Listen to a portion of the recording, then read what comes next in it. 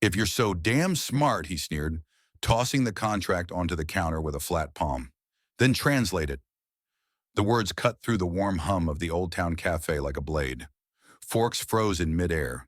Even the old jukebox at the far end seemed to pause its soft Motown tune. But Maya Williams didn't flinch. She simply looked at the thick stack of legal documents in front of her. The Hart merger agreement that had already rendered three of Atlanta's most expensive lawyers powerless, and blinked. She was 19, black, wearing a faded gray apron that smelled faintly of hash browns and coffee. And yet, for a moment, she seemed taller than the man in the tailored navy suit who was glaring at her. Darius Whitmore was not a man to be doubted. At 48, he had built Whitmore Tech from a tiny coding shop in Boston into a billion-dollar tech empire now headquartered in downtown Atlanta. His boardroom presence was legendary. Blue eyes, sharp jawline, always 3 steps ahead. But he wasn't in a glass tower today. He was in a diner with chipped tables and flickering neon because his billion-dollar merger that should have secured his place in the pantheon of tech titans was falling apart, and he needed a place to think. The waitress had simply brought him his coffee and then noticed the lines on his forehead. The red ink he'd scribbled across the margins of a clause labeled "Conditional Termination for Market Failure." "It sounds like you're wrestling a bear," she said, smiling softly as she set down her glass of water. Darius didn't look up. "It's a contract. You wouldn't understand." "Maybe I would," she said, and then he snapped. Maya stood still, one hand on her hip, the other reaching for a nearby pad. "Is that the entire contract?" she asked calmly. Even Darius raised an eyebrow. "Does it matter?" "It does," she said. "Context changes everything." He didn't answer. He simply shrugged, as if giving a child permission to play with something dangerous, and watched. Maya's fingers moved with quiet grace as she flipped through the pages. Her dark eyes, focused, scanned the text with surprising speed. Around her, the cafe hummed with the quiet conversations and clatter of cutlery, but she seemed to have entered a quieter dimension, where only logic lived. "You have a clause here," she said, pointing, "which allows the other company to back out of the deal if your stock drops more than 7% after the merger is announced." Darius blinked. "That's not wrong." Maya nodded, continuing to read. "It's vague about what constitutes a market disruption. That gives them wiggle room. Too much wiggle room. Plus, the escrow amount they're asking for is $400 million, locked up with no triggers for withdrawal. That's not a partnership. That's leverage." Darius leaned forward. "How do you know all this?" Maya didn't look up. "I read about this stuff in school, Emory Law School, before my mom got sick, before I had to start making pancakes to pay the rent." Something shifted slightly inside Darius. His mouth opened, then closed. He studied her face now. Not just the edge in her tone, but the firmness in her hands. She wasn't bluffing. "I'm surprised you stayed in town," he said almost dryly. "I'm surprised you came to this cafe thinking you wouldn't find anyone smarter than you." The remark was accurate, sharp, unexpected. The table between them suddenly felt more like a battlefield than a counter. Darius leaned back. For the first time in months, he wasn't thinking about stock prices or shareholder votes. He thought about the girl across from him.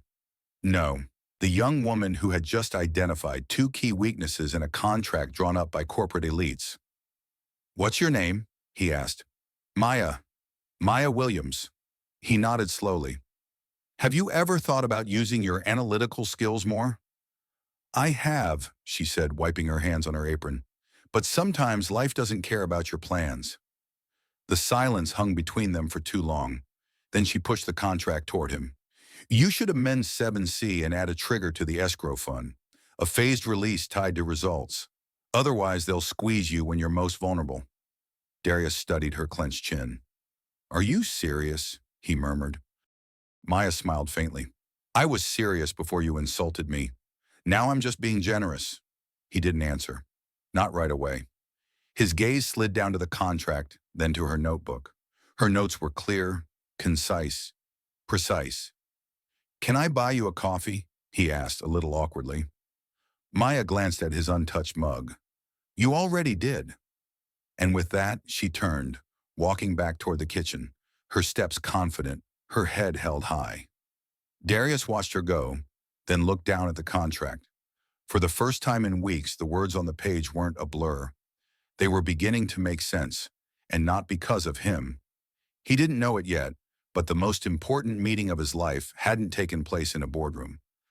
It had just happened in a booth under the flickering neon lights, over black coffee and a dose of resignation. Before we get back to the story, where are you watching this from? Leave a comment below and be sure to subscribe, because tomorrow will bring you more inspiring stories. The neon hum of the Oldtown Café had faded to a low hum by the time Darius Whitmore folded his contract and stood up. His coffee had long since gone cold. The girl, the woman, had disappeared into the background without a glance over her shoulder. He lingered at the door for a moment, watching the kitchen swing open, and then left without a word. Sleep eluded him that night. He lay in bed, staring at the ceiling of his luxurious downtown penthouse, the city lights casting long, blurry shadows on the walls. Something about Maya Williams bothered him. Not in a way that hurt his pride. Yes, his ego had taken a hit, but in a way that touched the hardened parts of his being, the parts he thought were petrified. He kept going over her words, her precision, her composure. The way she hadn't flinched when he'd snapped, hadn't cowered when he'd challenged her. She hadn't been faking smarts. She was smart. By morning, Darius had his legal team re-examine 7C and the escrow triggers, and they'd confirmed it. Maya had been right on both counts.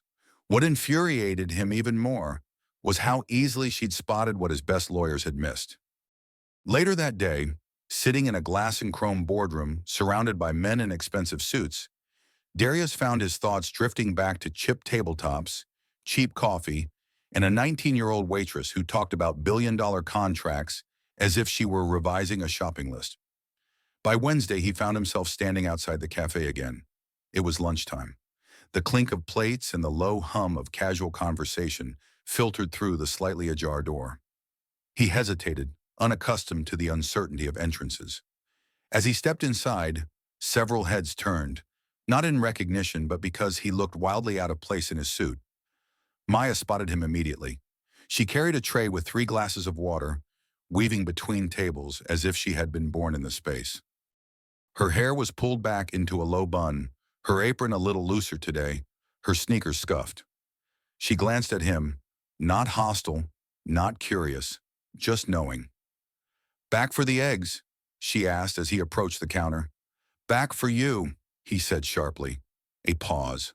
Then she set down the tray, leaned forward slightly and said without humor, "I'm working."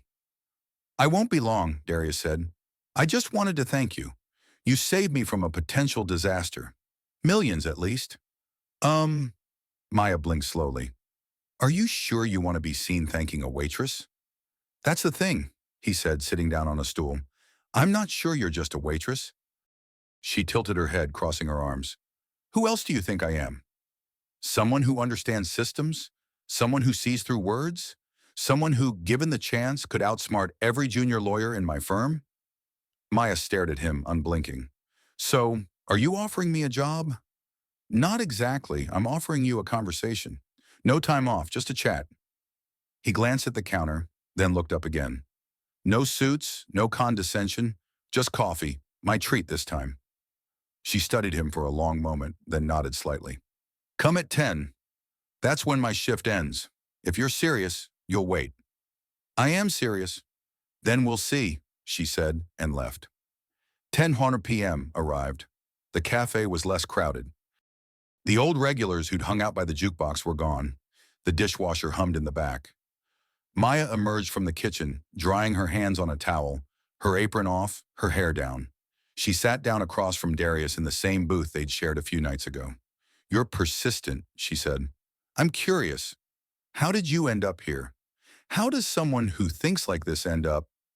Not in a courtroom, not behind a desk in Washington, but here, behind this counter." Maya took a deep breath. "Life doesn't follow a script. Mr. Whitmore, I had a plan. Emory Law School, scholarship, champion litigator. Then my mother's kidneys failed. Dialysis 3 times a week. Medicaid barely covered the costs. My little brother started getting into fights in school. The bills were piling up. School was put on hold. There was no pity in her voice, just facts laid out clearly. I continued to educate myself. Law journals, blogs, anything I could get my hands on. I even started coding, working on a legal literacy app for teens. Something simple, interactive contracts, translation tools, that sort of thing. But who's going to take a waitress with an unfinished degree seriously? I would, Darius said without hesitation. Maya raised an eyebrow. You, the guy who called me honey and told me to just pour coffee, his jaw clenched. I deserved it. Yeah, she said simply. But I'm not stupid, he added. I've made a career out of spotting ideas before they become mainstream. I know talent when I see it. And Maya, what I saw at that party, it wasn't just talent. It was genius. She looked down, her fingers sliding along the edge of the table. I'm not asking for a handout, she said. Fine. I'm not offering one. I'm offering a partnership. I want to help you build your app. Resources, developers, funding. You lead. I support you. Maya was silent for a moment. She glanced out the window where the streetlights spilled gold onto the sidewalk. You know what the hardest part about being invisible is, she said finally. It's not that people can't see you. It's that they look you straight in the eye and still decide you're not worth noticing. Darius's voice dropped. Then let's make them look again. Her eyes met his. Okay, she said quietly, but I don't want to be your project. I want to be your equal. And so it would be, he promised. Outside, the city was humming, but inside this booth, something was humming even louder. Possibility. For the first time in a long time, Maya felt like her ideas were being taken seriously. And Darius felt something unfamiliar but welcome. Hope. Not in numbers or profit margins, but in people. They clinked 2 coffee mugs. The deal was done, and a revolution, small, quiet, undeniable, had begun. 3 days later, Maya Williams found herself in a place she'd never imagined herself in. Whitmore Tech headquarters, 29th floor, West Boardroom. Everything was too quiet, too polished. The floor gleamed like an icy sheet, and the windows stretched so high that she felt like she was standing inside a spaceship rather than an office building. She smoothed the collar of her threadbare navy blouse and clutched the worn leather notebook that held the sketches of her application. The guard had asked to see his ID twice already. The secretary paused, blinked, then said, Maya the waitress. As if it were a joke, she lifted her chin proudly. Darius was waiting just inside the conference room, already seated at his desk with a stylish tablet in front of him. He looked up and smiled almost nervously, something Maya had never seen from him before. Come in. Don't worry, we're alone, he said. She nodded and walked in, but her back remained straight. We're alone. It didn't take away the sting of the way the front desk staff looked at her. As she sat down, Darius gestured to a second chair. I asked our design team to come up with some early interface designs. Thought you might want to take a look. Maya opened her notebook instead. Before we get into that, I'd like to discuss a few key priorities. The app needs to be visually and linguistically accessible. We're talking high school students, working class people, maybe even non-native English speakers. Darius leaned forward, intrigued. Go on. I want multi-layered content, interactive scenarios that show what happens when you sign a lease, get pulled over by the police, or file for unemployment. Real things, real consequences, and plain language. No legalese, Maya said sharply. The law shouldn't feel like a weapon few people know how to use. Darius nodded slowly. You made all this up? She shrugged. I'm listening.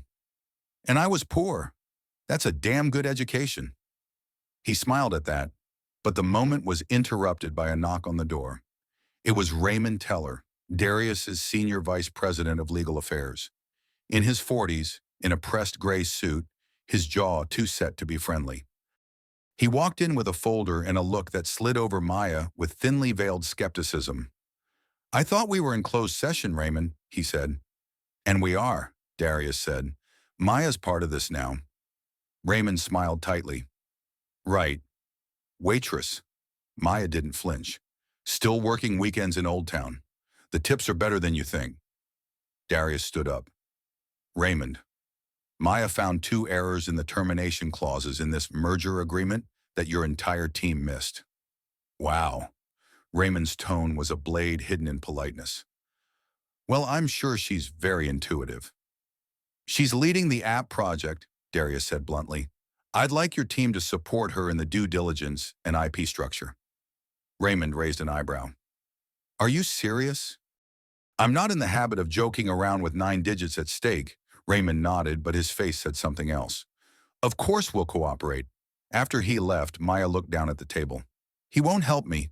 He'll hold me up, Darius sighed. He's old-fashioned. He's the gatekeeper, she corrected, and I'm not the kind of person he ever imagined walking through those gates. Darius rubbed his jaw. You want me to fire him? She met his gaze. No, I want to earn it, not inherit it. Let me deal with him.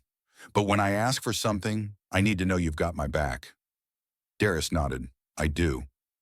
That evening, Maya worked alone in her apartment. Her younger brother Marcus sat on the couch behind her, doing his algebra homework while their mother dozed in a nearby chair with a heating pad on her hip. The apartment smelled of Wycombe and spaghetti.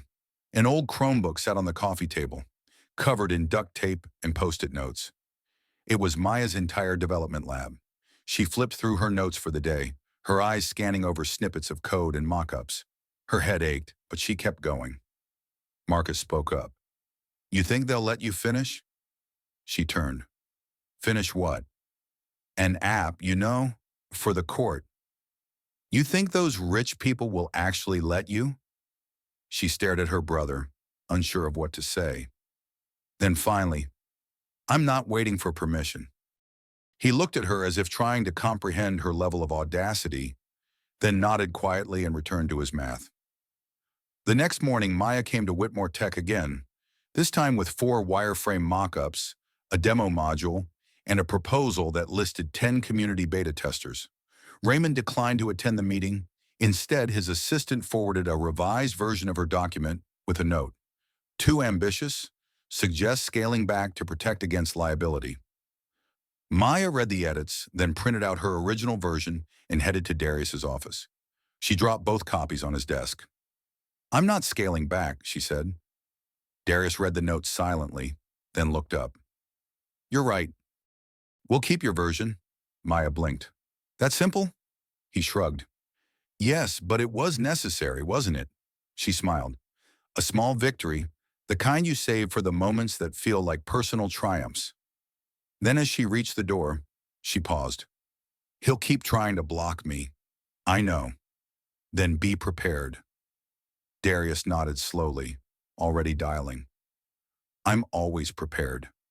As Maya stepped into the elevator, she realized that something had changed, not just in the way Darius looked at her, but in the way she looked at herself. She was no longer playing defense. She was building something, piece by piece, and no one, no matter how well-tailored his suit, was going to stop her now. The doors closed with a soft click, trapping her inside a rising glass box of possibility. And this time, she didn't look down. The prototype came to life on a quiet Sunday morning just after sunrise. Maya was still in her pajamas, sitting cross-legged on the living room floor, her brother Marcus snoring softly on the couch behind her. Her fingers hovered over the keyboard, her heart pounding, as the interface she'd dreamed of for 2 years flashed onto the screen. Clean lines, simple language, a start button shaped like a judge's gavel. She clicked to start. The screen loaded the first scenario. You've been pulled over by a police officer. What are your rights? Below are 3 buttons. Say nothing. Ask why. Pull out your license. Each option led to a short animated outcome. Some escalated sharply, others de-escalated. The voice recording was hers, recorded quietly at midnight the night before. Confident, calm, not robotic. It wasn't perfect. The fonts were clunky, the animations were jerky, but it worked. She leaned back and exhaled. It's alive, she whispered, more to herself than anyone. At 9:07, she sent Darius a link. No explanation, no subject line, just the subject. First breath, he called her 30 minutes later. Is this true, he asked, almost out of breath. You tell me, Maya said. I've never seen anything like this, he muttered. You did this on a Chromebook? Yes, and half a bottle of instant coffee, he laughed.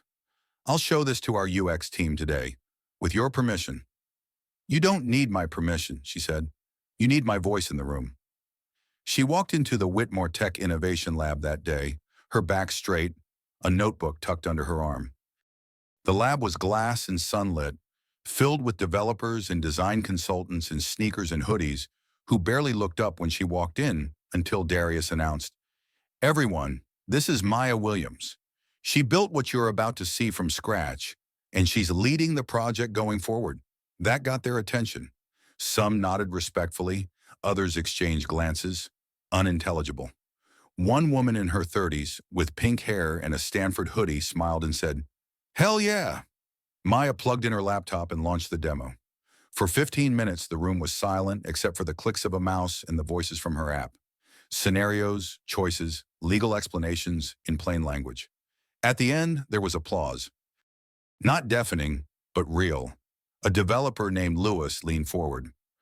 We can improve the animation, optimize for mobile, but the flow is intuitive, the logic tight. Where did you learn design? Another asked. Maya shrugged. From making mistakes and watching people suffer when they don't know their rights. Over the next 2 weeks, Maya became a regular in the lab. She sat in on UI discussions, led storyboard sessions, and held team meetings at 10 p.m., subsisting on leftovers from the diner and coffee from a vending machine. She was younger than everyone else, had less formal education, and was the only black woman in most of the rooms. But nothing stopped her. Darius, true to his word, supported her at every meeting, but he also watched closely as Maya developed a leadership style that was very different from his. She asked questions rather than giving orders. She let junior designers test ideas before senior designers. She listened, and the app evolved. It wasn't just Lawbridge anymore. It was a movement. Then came the school pilot.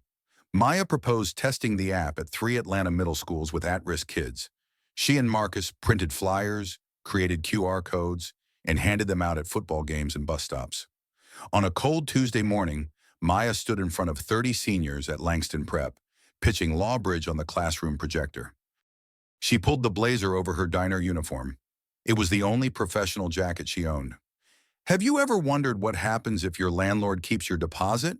She asked the class. A girl in the back raised her hand. They keep it. Can't do anything about it. That's what I thought too, Maya said. Until I found out there's a legal deadline, and if they miss it, you can sue. Without a lawyer, just fill out a form. The class leaned forward, not out of obligation, but out of genuine curiosity. After that, one student stayed. He was tall and thin, with sad eyes and a tear-shaped scar on his cheek. Did you really do this yourself? He asked. Every word, she said. My mother signed some papers last year. She didn't understand them. Now we're being evicted. Maya's chest tightened. Show me what she signed. I'll help you figure it out. He nodded, then whispered, No one ever talks to us like we matter. Maya watched him go, her throat burning. She knew the feeling of being interrupted, of being ignored. Later that evening, she sat on the fire escape of their apartment building, her laptop in her lap. Darius called. Are you okay? He asked. She told him about the student, the pilot, the number of users already interacting with the beta app. You've started something incredible, Maya, he said quietly. Do you understand that? I don't want this to be just mine, she said. I want this to belong to every kid who ever had to sign up for something they didn't understand. Darius was silent for a moment. Then he said, Come back tomorrow. We'll talk about scaling and funding and putting your name on the front page. She looked out over the city. The lights flickered below. Sirens wailed in the distance. She felt bone-tired, but alive in a way she hadn't felt in years. Okay, she whispered, but you better be ready to build something they can't ignore. And from that moment on, neither of them looked back. It had begun subtly, as silent sabotage often does. A delayed meeting here, a delayed file there. Passwords mysteriously expired. Meeting invitations sent but not received. Maya noticed a pattern in the second week after the school's Lawbridge pilot went public. What had once felt like momentum was now moving at a slow lag. On Tuesday morning, she arrived at the Whitmore Tech Lab to find her badge deactivated. The receptionist, all polished nails and practiced nonchalance, looked up from her desk and said, "You're not logged in this week." "That's not possible," Maya said, keeping her voice calm. "I have a permanent pass." "Sorry, you'll have to wait for clearance." An hour passed before one of the technicians manually opened the door. By then, the team meeting had already begun without her. In the lab, Raymond Teller stood at the board, dry erase marker in hand, leading another discussion about refocusing Lawbridge.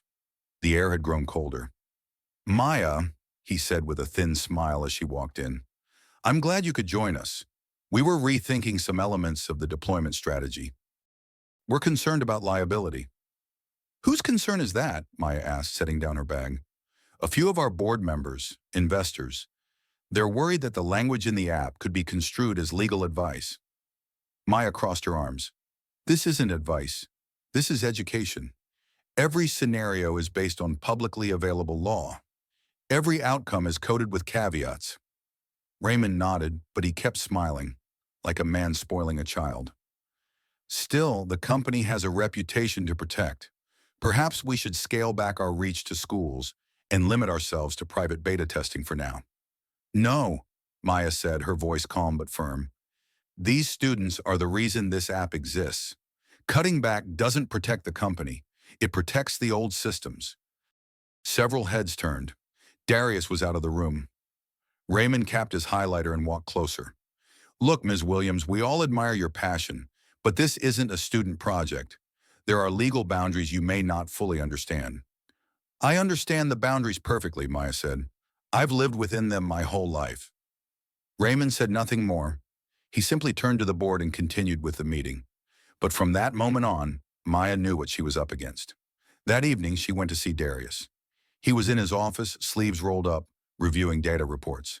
He looked up instantly when Maya walked in, sensing the tension. "They're trying to stifle it," she said, sitting down across from him. "Who?" "Raymond and whoever is standing behind him." Darius leaned back. "Tell me everything." She told him about the incident with the badge, the meeting she'd been banned from, the rethinking of her scope, the sudden reclassification of her pilot project as a preliminary study. Darius rubbed his temple. "Raymond's been with me from the start. He's cautious, but he's not malicious." "He's not cautious," Maya said. "He's afraid. Afraid that a black girl without a degree will outshine his department. Afraid of the responsibility." Darius didn't argue. He looked at her long and hard, then nodded. "I'll handle it," he said. "No," Maya said. "Let me have it. I don't want it handed to me. I want to earn it." He hesitated, then leaned forward. "Then what do you want from me?" "Support. Quiet and strong and immediate." The next morning, Maya arrived at the lab early. She brought donuts, glazed apple pretzels, powdered sugar, and set them down on the table without a word. She smiled at Louise, nodded to the UX team, plugged in her laptop, and began. When the others arrived, the atmosphere was different. Maya didn't ask for permission. She began her presentation. "I want to show you what Lawbridge is really like," she began. "Not from a legal risk perspective, but from a human risk perspective." She played a short video of a testimonial, a Langston Prep student, wide-eyed and soft-spoken, saying, "This app helped my mom understand the lease she signed. We stopped an eviction. I didn't know apps could do that." Another video. The janitor who used it to fight an illegal payroll deduction. The single mother who escaped the payday loan trap. Every face different. Every story the same. People who were powerless now wield knowledge like armor. There was silence after the video. Raymond walked in halfway, tense and uninvited. He stood at the back, arms crossed. "This," Maya said, pointing at the screen, "is why I don't back down. You can't build change by playing it safe. You build it by facing discomfort." Raymond stepped forward. "Maya, can I say something?" "No," Maya said simply. "Not until I'm done." He paused. She met his gaze. He said nothing. Darius walked in a few seconds later, slowly, deliberately. He stood next to Maya, saying nothing. "I've seen what she's building," he said finally, addressing the room, "and I've never been more confident in anything. This company was built on risk. If we backed out now, we'd be betraying that legacy." Raymond looked from Darius to Maya, then back again. Got it, he murmured. After the meeting, several developers approached Maya, nodding, some shaking her hand. One said, I have a cousin who needs this app. Let me know how I can help. That night, as Maya walked home under the buzzing city lights, she thought about power, not just the kind harnessed in glass towers, but the kind you build slowly, through action and trust, and a refusal to disappear. She was no longer waiting for permission. She was rewriting the rules. And this time, she wasn't doing it alone. Maya sat at the kitchen table after midnight, her laptop glowing a faint blue light against the apartment's yellowed walls. Her mother was asleep in the next room, and Marcus was lying on the floor next to her, headphones in, trying to finish his geometry. The soft tapping of Maya's fingers filled the silence, broken only by the occasional turn of a page or creak of a chair. Her eyes were red, not from crying, but from reading the same document for hours, line by line, clause by clause, parsing every footnote in the final merger agreement between Whitmore Tech and Kessler Solutions. Something was wrong. She'd scanned the summary at least a dozen times, but the language in the section labeled contingency triggers was unusually vague. One paragraph in particular caught her attention. In the event of a market valuation that results in a temporary decline greater than 7% of the pre-merger market capitalization, Kessler reserves the right to exit the agreement without penalty. The word temporary suddenly caught her eye. Marcus, she said, carefully pulling the earphones out of his ear. Look at this sentence. He groaned. Maya, I can't even pass English. You think I know what a market valuation means? She smiled slightly, then turned back to the screen. It means they can back out of the merger if Darius's stock drops 7% for just one day. They could drop his value with a rumor, run this article, and walk away without owing a thing. Marcus blinked. This is a setup. Yes, Maya whispered. It is. By the next morning, she was at Whitmore Tech by 6:45 a.m., waiting outside the building with coffee she'd barely drank. She watched the sunrise reflect off the glass tower like a warning. As soon as security unlocked the lobby, she dashed up to the 29th floor. Darius wasn't in his office yet, so she headed straight to the legal archives. With the help of a sleepy intern, she pulled out every version of the contract and began tracking the clause's evolution. It had been clean in earlier drafts. Then 3 weeks ago, the word temporary had slipped into a revision from Kessler. Just that, one word. By 8 a.m., Darius was walking in, phone to his ear, looking distracted. He stopped when he saw her already inside. Maya, I need 5 minutes, she said. He hung up. What's going on? She placed the printed page in front of him. This item, Schedule F, it's a trap. He scanned it, frowned. I saw it. We went over it with Raymond's team. They'd overlooked it, or worse, missed it. Look closer. If your stock drops even one day, Kessler can terminate the trade and keep his options open. No penalty, no consequences, and right now you're vulnerable. Darius's expression changed slowly. Disbelief, then worry, then simmering anger. Why the hell did they put this in at the last minute? Because they're playing you, she said, waiting for you to announce the deal. Let the market jump, then leak the story to crash it. Fake a leak, a temporary downturn. They'll go away. Your company will lose money. He stared at her. Jesus, I need you to listen to me very carefully, Maya said. Either reconsider this right now or prepare for a public meltdown in 3 weeks. Darius walked to the window, pinching the bridge of his nose. Why didn't Raymond see this? Because he was too busy trying to sabotage my access to this building, she snapped. Darius turned. That's why you're here. You saw what no one else could, what no one else wanted. He didn't hesitate. He picked up the office phone and dialed. Emergency meeting. Today, by 10 a.m., I want the lawyers, the PR people, and the M&A people in the conference room. We're rewriting this deal.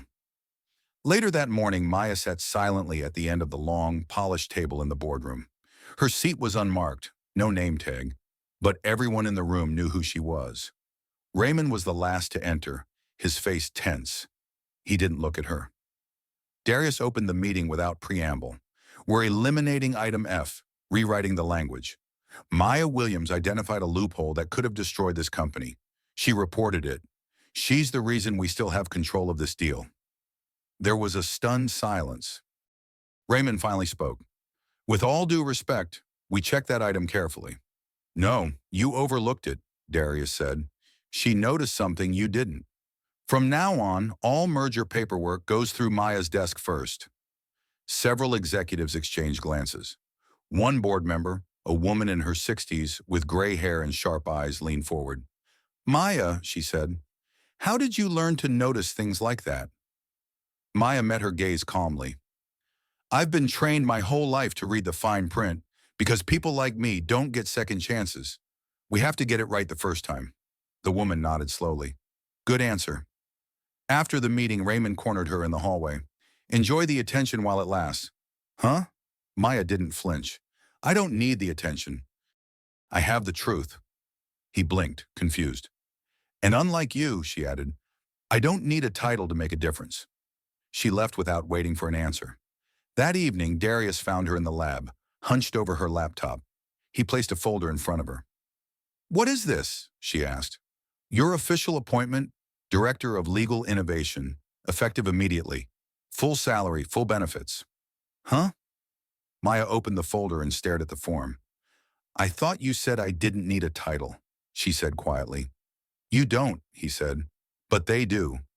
And they'll think twice before underestimating you again. She smiled tiredly, calmly. Thank you, she said, but we're not done. No, he agreed. We're just getting started. And in that quiet lab, surrounded by code and coffee cups and the faint hum of a server, justice on rails began to seem not just possible, but inevitable. Maya's name was in the press before she was ready. It started with a headline buried 3 clicks deep on a tech gossip site. Waitress turned legal genius, Whitmore Tech's bold new bet. Then came the tweets, the LinkedIn posts, the think pieces. By midweek, her inbox was blowing up. Some praised her as the face of a new era. Others accused Whitmore Tech of making up a diversity story. Some simply scoffed. Is this what Silicon Valley has come to? High school kids running legal operations? Maya tried to ignore it.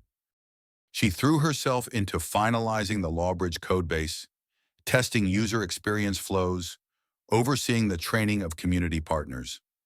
With just days left until the app's launch, the buzz was growing louder.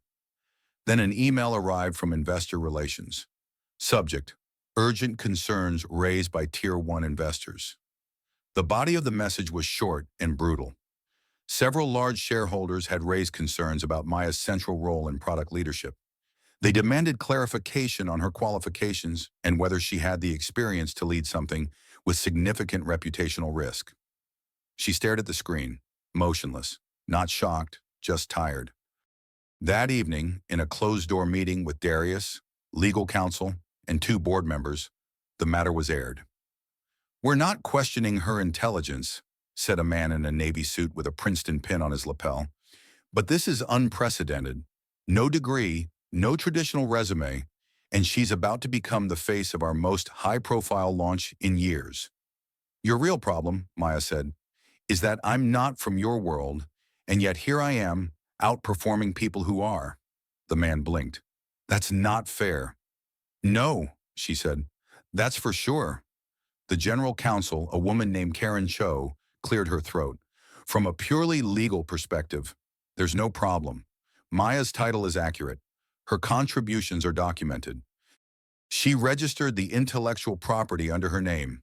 The backlash is emotional, not structural. Then Darius stood up. He had said little during the meeting, but now his voice cut through the tension. I hired Maya because she saw something you didn't. She saved this company from a billion-dollar cliff. She led a product that was a half-baked concept on a pitch deck before she took over. And if this board forces me to choose between her and appeasing a few donors who are afraid of change, I'll choose her every time. Silence. Maya looked at her hands. They were shaking. She folded them in her lap. After the meeting, Darius found her in the hallway. Are you okay? No, she said honestly. He nodded. Okay. That's the way it should be. You're caring more than you should. They can't see me, she whispered. Really? Oh, they can see you, he said. They're just terrified of what you are. Maya went back to the lab that night, but she wasn't coding. She sat alone by the far window, looking down at the city. The lights glittered like shattered glass. Somewhere in the distance, a freight train groaned. Her phone vibrated. A message from her brother, Marcus. Saw the news. Don't let them sweet-talk you. You're a real pro. Always have been. She smiled. A little. Then she stood up, walked over to the whiteboard, and wrote 3 words in bold marker. Launch on time. The next morning, Whitmore Tech's PR team presented her with a revised script for the launch announcement. Polished, sterile, safe. She read it once, then set it carefully on the table. No, she said. We just want to make sure nothing is controversial, one executive suggested. Justice is always controversial, she replied. That night, she wrote her own pitch. Not for approval, but for truth. The day of the launch, the auditorium was packed. Reporters, developers, school officials, community leaders, investors. Darius began with a quick introduction, then stepped aside. Maya walked out alone. No music, no fanfare, just her and the microphone. Good morning, she began, her voice even. My name is Maya Williams. I grew up 6 blocks from here. I waited tables, bandaged my mother's wounds, and helped my brother through school. And now I've helped to create something that doesn't belong in a boardroom. It belongs to everyone who's ever signed something they didn't understand and paid a price for it. She paused. Lawbridge isn't just an app. It's a flashlight in a room most people don't even know they're locked in. The room held its breath. This isn't about me. I don't need applause. I need you to listen to what happens when people take tools they were never meant to touch and use them to stand tall. She looked out at the crowd and finished simply. Justice shouldn't be reserved for the rich. It belongs to all of us. Tonight, we begin to prove that. As she walked off the stage, the silence turned to a roar. Reporters screamed. Phones flashed. People weren't standing out of politeness, but out of faith. And Maya? She wasn't smiling. Not yet. She still had work to do. 2 hours after Lawbridge launched, Maya sat alone in a side conference room at Whitmore Tech headquarters. The jubilation had died down. The cameras were gone, but her heart rate was still not back to normal. She'd given her speech. She'd stood in front of a crowd of decision-makers, investors, skeptics, and reporters, and she'd spoken her heart out. But now came the hard part, the attention. A knock on the door broke her silence. It was Louis, one of the UX designers, holding a tablet. You have to see this, he said, his voice shaking with disbelief. We're trending. He turned the screen toward her. On the front page of a major tech news outlet, her picture at the podium stared back at her. The headline read, The future of law is here. Wearing sneakers and telling the truth. Below it, the embedded video already had 1.2 million views. The comments poured in, from this girl is a genius to why hasn't she been hired in the White House yet? And of course, a few nasty ones. Affirmative action at its finest. Where's her diploma? Another media stunt. Maya handed back the tablet. I don't care about trends, she said. Louis smiled. That's why you're here. She thanked him, then pulled her phone out of her pocket. There were more than 100 messages, some from journalists, others from former classmates, even one from her high school debate coach, who wrote, I told you you were on fire. She scrolled slowly through the messages until she reached a name that made her pause. Darius Whitmore. His message read simply, The board requests a meeting today. Ready? Her fingers hovered over the screen before she responded. Always. By 3 p.m., she was back in the room. This time, everyone was waiting for her. Daria stood as she entered, nodding toward the head of the table. This is your seat today. Maya sat up straight, her shoulders squared. She was no longer pretending. She had already walked into the storm. Now she was directing it. The senior board member, Miss Ellen Briggs, gray hair, thick glasses, and a quiet intensity, cleared her throat. Ms. Williams, she began, the response has been overwhelming. Investors are calling. Community leaders, even the mayor's office. We're looking at federal interest. I understand, Maya said. But there are concerns, Ellen continued. The platform is growing rapidly in popularity. There are legal implications we didn't anticipate, and some people think it would be wise to bring in outside leadership, someone with policy experience, to lead alongside you. Maya let the words hang in the air before responding. I appreciate your concern, but I remind you that I have led every decision this app has made, not out of conjecture, but out of necessity. I created Lawbridge because I lived in the very hole it seeks to fill, and, with all due respect, I will not be led in silence by a co-leader who has no stake in this fight. One of the younger board members leaned forward. But with federal contracts looming, it's more important than ever that the person leading this not just be familiar with the systems, Maya said, but understand the lives of those affected by the application. Darius said nothing, but his eyes gleamed with quiet pride. Ellen folded her arms. Then we will follow your example. But be prepared. The next few weeks will not be easy. Success is rarely easy. After the meeting, Maya walked through the halls of Whitmore Tech and noticed something odd. People were smiling at her, not politely, not awkwardly, but warmly, as if they finally saw her as more than an exception, maybe even a leader. She returned to the lab and was surprised to see a small group gathered around the main monitor. Lewis looked up. You're going to want to see this. A news ticker appeared on the screen. The presidential administration had approached Lawbridge about possible collaboration on a national digital literacy plan. Maya stared at the screen. Was that true? Luis nodded. They wanted to pilot an app adapted for federal use in community centers. For free. The room buzzed, but Maya wasn't smiling. Not yet. Instead, she stepped outside into the alley behind the building. A cool breeze brushed her face. She pulled out her phone and dialed a number she hadn't used in months. The voice on the other end answered cautiously. Hello, Maya William, she said. Remember me? A pause, then. Of course I remember. I heard your speech. It was Professor Annette Sloan, Maya's former mentor in Emory Law, the woman who had once told her she had the sharpest mind as a freshman, before Maya had dropped out without saying goodbye. I didn't finish what I started, Maya said. You just finished something more, Sloan said. I want to come back, Maya said quietly. Not because I need a degree to prove anything, but because I want to finish the education I couldn't finish, on my own terms. Sloan was silent for a moment. Then your place is still here. It's always been here. Maya hung up and stared at the sky. Gray clouds loomed, but a sliver of golden light shone through the edges. That night, when she got home, she found Marcus on the couch watching her speech again. Did you really say all that? He asked, eyes wide. She nodded. And I meant every word of it, he grinned. I told my teacher that my sister had created an app that could get onto the president's phone. She laughed softly, incredulously. This is probably the first time I've made national news in a sweatshirt and no makeup. He rested his head on her shoulder. Still looked like a boss. Maya closed her eyes and let the moment go. She wasn't here because someone gave her a seat. She was here because she'd built her own desk, and now everyone wanted a chair. It had been almost a year since Maya had first slid that thick contract across the counter to Darius Whitmore, daring him to believe that she could translate more than just legalese. Now she stood on a makeshift stage at a community center in Birmingham, Alabama, looking out at a room filled with children, parents, teachers, and elders in their Sunday best on a Wednesday. Behind her, a banner hung from the ceiling in big blue letters. Lawbridge, free legal education for all.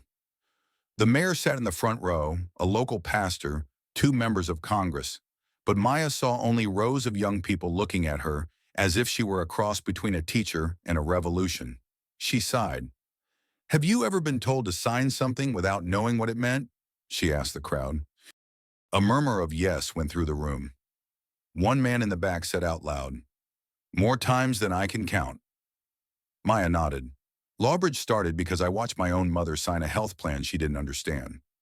I watched my neighbors get evicted, arrested, trapped because no one explained what this or that clause meant. No one told them they had the right to ask questions. So I started asking. The crowd applauded, quietly but earnestly.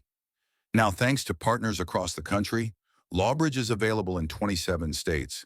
It's in libraries, classrooms, correctional facilities, even shelters. But most of all, she said, glancing at the group of students in black sweatshirts and headphones, it's in your hands, and that's where it belongs. Afterward, people lined up to talk to her. A single mother asked if Lawbridge could help her fight an oppressive rent-to-own agreement. A retired truck driver said he'd use the app to fight a traffic ticket. A teenager said it helped him understand the difference between a search warrant and intimidation. She stayed until every question was asked, every hug given. Later, she walked out the back door of the center, breathing in the thick southern air. Darius was waiting by the car. He smirked. You know you just made 3 new politicians cry in public, right? Maya rolled her eyes. They'll be fine. He handed her a cold bottle of sweet tea. Are you okay? She nodded. Better than good. Because there's more, he said, pulling an envelope from his jacket. What else? She asked, taking it with a hint of suspicion. Open it. Inside was a short, handwritten note. Neat handwriting. Dear Ms. Williams, we are proud to inform you that you have been approved for readmission to Emory University with a full scholarship.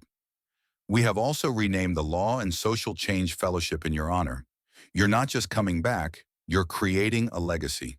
Maya stared at the paper, unmoving. You did this? No, Daria said. You did.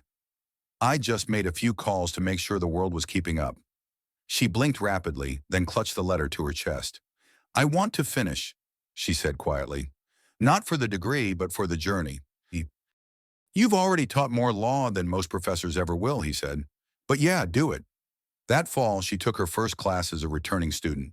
No cameras, no press, just her, a notepad, and the same stubborn hunger she'd had since she was a kid, reading contracts behind the counter at a diner. She also launched the Second Glance Foundation, a nonprofit that provides legal literacy grants to youth in underserved communities. The slogan was simple, read it again, this time with force. In the months that followed, Maya testified before Congress on digital access to rights. She spoke at juvenile detention centers. She stood alongside victims of wage theft, housing fraud, and systematic silence. And each time she positioned herself not as a savior, but as someone who had once been in their shoes. And all the while, Lawbridge continued to grow. One evening, just before Christmas, Maya returned to Oldtown Café. The original tiles, the neon still flickering. She sat in the same booth she'd sat in the year before. Darius joined her, setting down 2 mugs of hot black coffee. Did you ever think it would come to this? He asked. She glanced around the cafe. I didn't think it would go anywhere. He nodded. Funny thing is, neither did I. They sat in silence for a moment. Do you regret it? He asked. That you bet on me? Maya smiled. You weren't the bet, she said. The truth was, might. Then a new waitress came around the counter, young, nervous, with her hair in a bun. She recognized Maya instantly and fidgeted with her notepad. 2. Excuse me, the girl stammered. You're her, aren't you? The girl from the app. Maya grinned. I am. My aunt used your app, the girl said. She got her job back after being wrongfully fired. She told me to tell you thank you. Maya reached out, gently taking the girl's hand. Tell her she did it herself. I just gave her a flashlight. As the girl walked away, Darius raised his mug. To those who never got a second chance. Maya raised hers too, and to those who made them look again. They clinked glasses. No press, no headlines, just 2 men who built something that would outlive them both. Outside, the city lights flickered quietly, steadily, like